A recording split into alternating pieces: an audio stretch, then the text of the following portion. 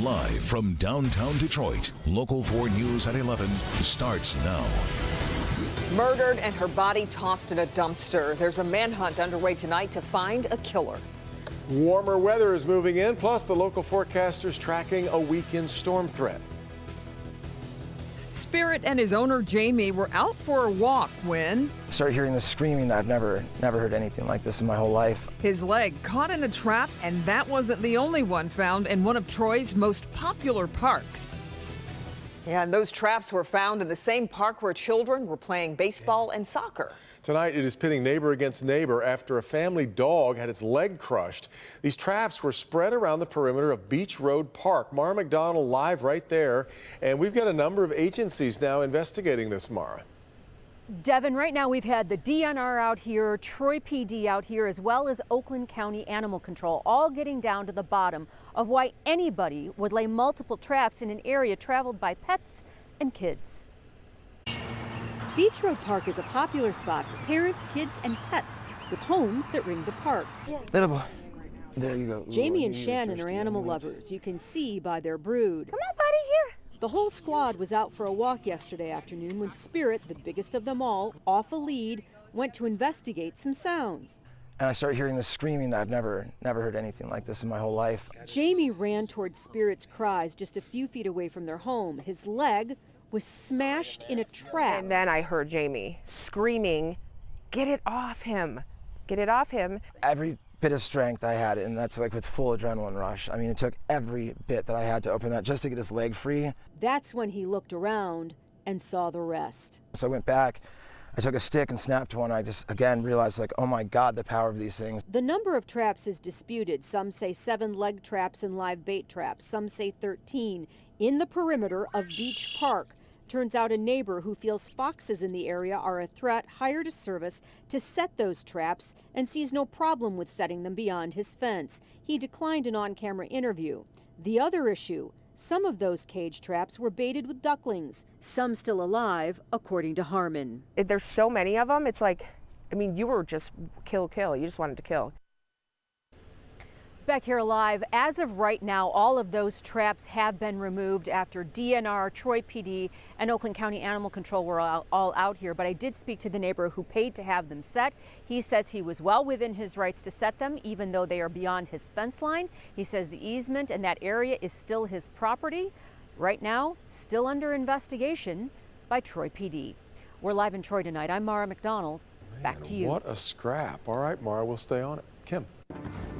Well, we could get our first 80s of the year this weekend. Andrew's in for Ben and tracking some wet weather that's headed this way. That's right. And that's really for the start of the weekend, the end of the weekend, but in between, some sunshine, some warmer weather as well. That's when I'll put the flowers in from the flower day. And especially tomorrow, and especially on Sunday, there's a good chance of live sunshine for Flower Day, but toward the end of that day, that's when it becomes stormy. Let's talk about the here and now, though. It is cooler out there with temperatures in the 40s and low 50s. Temperatures will go down a few more notches before dawn tomorrow. 54 over at the airport, chillier, 46 in Port Huron. Got a little ground cloud being caught up here on 4 Live radar, but down here in Lenawee County, a couple of showers or sprinkles right now, just south of Adrian.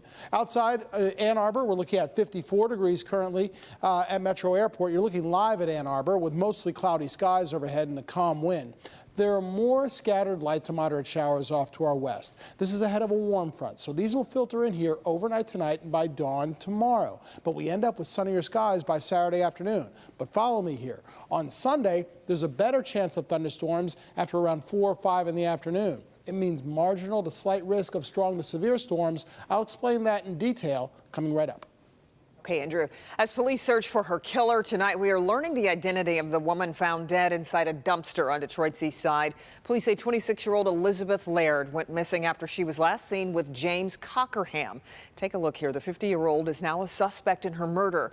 The two were last seen together inside an elevator at the Parkview Tower apartment complex. Anyone with information about Cockerham should call police.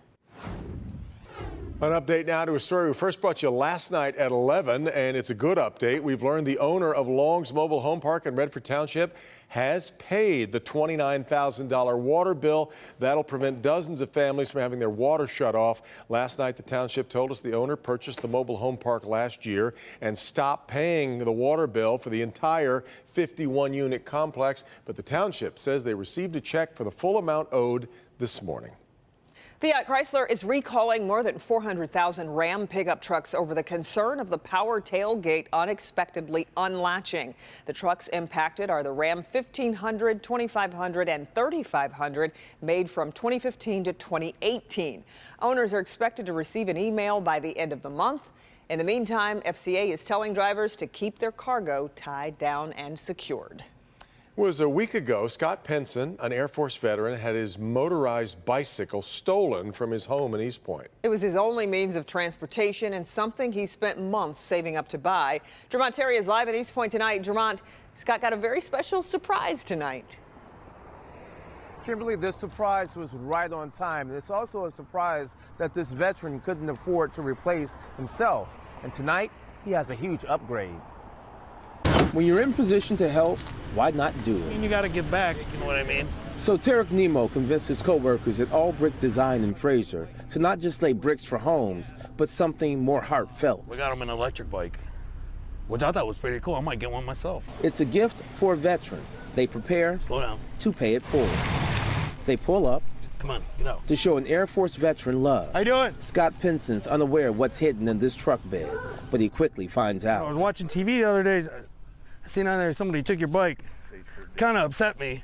And I heard your other one used a lot of gas. Yeah. So we got you an electric bike. I sure appreciate it. And this crew appreciates his service. That's nice. That's really nice.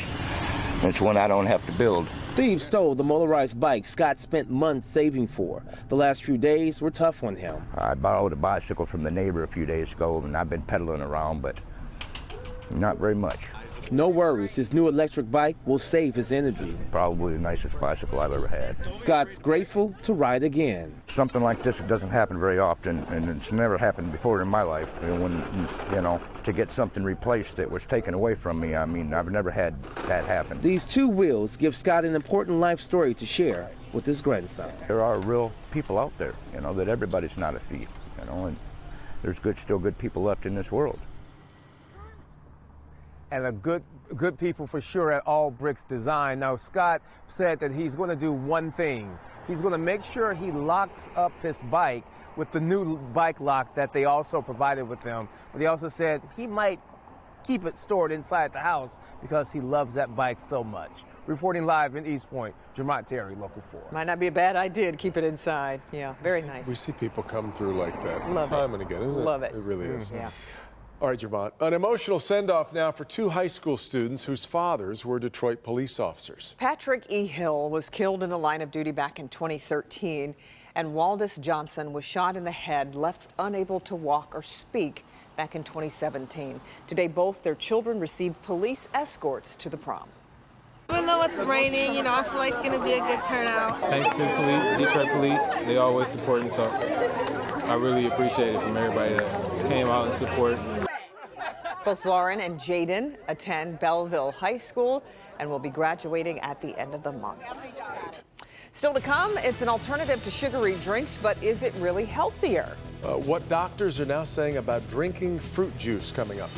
And a family's home engulfed in flames. New video shows a police officer running inside when he learns two little kids are trapped. And it's used to travel through time. And suddenly it just popped up in a Detroit neighborhood. This is just us like putting our little touch on the neighborhood too. Yeah, it's a TARDIS. You'll meet the family behind this blue box and how they're using it to help local children. Next in Uniquely Detroit.